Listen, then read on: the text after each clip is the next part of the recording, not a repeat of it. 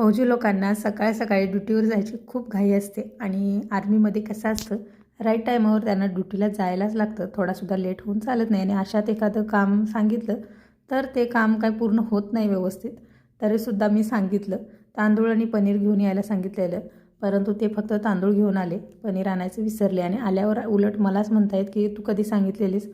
तर म्हटलं ठीक आहे, आता घरी दूध होतं 2 लिटर, तर त्याचं पनीर बनवून घेतलं, इथं सेट व्हायला ठेवलं आणि तोपर्यंत बाकीची तयारी करून घेतली. सगळ्या भाज्या चिरून घेतल्या, मॅरिनेट करून घेतलं.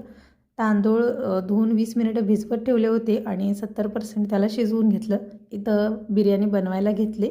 बघू शकताय पनीर छान सेट झाले आणि बिर्याणीसुद्धा बनली. टिफिन भरले, कारण एक आसामी दीदी आहे, त्यांची पोस्टिंग आली आहे, त्यांच्यासाठी इथं जेवण बनवलं आहे. मोदक बनवायचं कारण म्हणजे ती प्रेग्नंट आहे आणि तिला खूप आवडतात, म्हणून ते सुद्धा गडबडीत बनवले. आल्यानंतर जेवायला घेतलं.